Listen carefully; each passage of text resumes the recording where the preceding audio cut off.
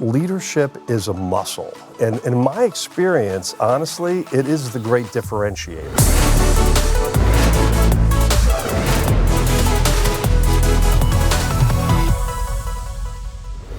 2 decades before Mark Clouse earned the top spot at Campbell's, he was rising the ranks in the Army. The leadership skills Mark learned in the service allowed him to steady Campbell's after taking over, guide the company through COVID, balance the need of investors and customers in the current economic climate, and prepare this historic brand for success into the future.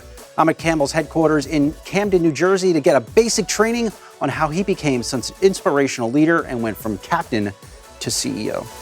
One of the greatest gifts in my life after being a parent and a husband was getting the opportunity to lead men and women in the military. I got to do that at a very early age in my life. I'm not here today. Honestly, if I don't have that foundational experience, just so lucky to have had that opportunity and privilege. Talk to us about your leadership pillars, and does that ultimately reflect a lot of lessons that you learned in the military? The day that I stop learning about leadership is probably the day I should stop leading people. My philosophy on leadership is shaped very heavily by that time in the military. Task number one is set a clear direction, one that's simple enough that everybody in your organization, top to bottom, can understand.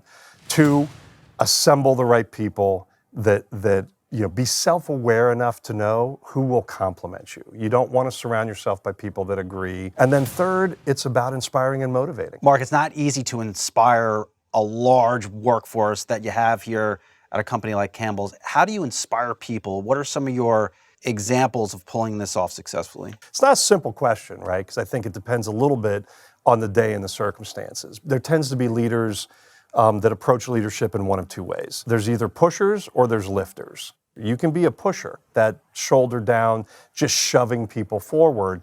The problem is when you run into real obstacles as a pusher, that's when organizations come grinding to a halt. You can also be a lifter, and that's really what I've tried to do, right? Instead of just being that constant force of execution and deliver, how do you create this feeling of empowerment so that when they run into those barriers, they have the opportunity to overcome them?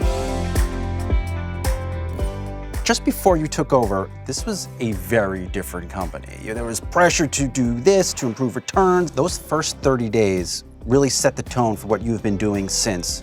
What was your playbook in those early days? Sure. What did you tell your team? Is there a moment it's a great question, and I think there were some real foundational learnings around leadership that have followed me throughout my career. And one of the things that I think leaders can make the mistake of is, well, look, I'm going to sit down, I want to absorb for 30 days or 90 days, and then I'll organize, or maybe I'll bring in a consultant and we'll build. Still time for that? Right? Yeah, no, like set a direction, be clear about a path forward. Even if you're 80-20 on that, set the path and get the organization mobilized. And the simpler you can make it, the better. So for me, in those first 30 days, it was really about setting clarity and simplicity around direction. You start to get the structure right, you're improving the culture, you're getting the operations where they need to be, and then boom, COVID-19 crisis. Yeah. When that started, what was your leadership playbook? Because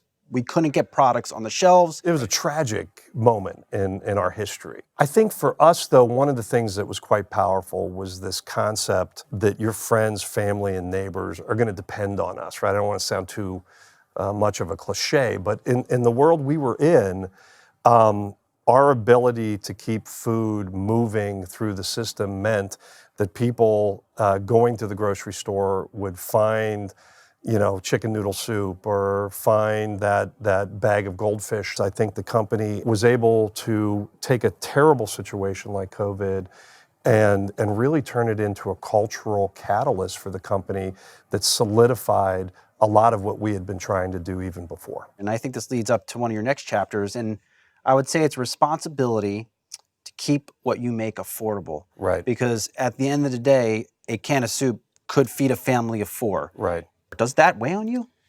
Yeah, I mean, absolutely. It's one of those balancing acts, I think, is the way I would describe it, where you're trying to figure out, okay, how do we protect the financial integrity of these businesses while we ensure that we're keeping accessibility there on products that we know are incredibly important in moments where consumers are struggling. The benefit of a portfolio is it does give you some of the flexibility to make those choices. I can't believe you're buying a pasta sauce company because, to make full disclosure, shocked the hell out of me. I'm like, I think Mark's gonna get something in snacks, and then boom. Rayo's. The day before that deal, what were you thinking? I think we were collectively excited about it. And, I was, intrigued to see if the strategic merits of this would resonate with investors. To be able to add that, absolutely 100% offensive play, aligned with our strategy, and I think really positions us for the future.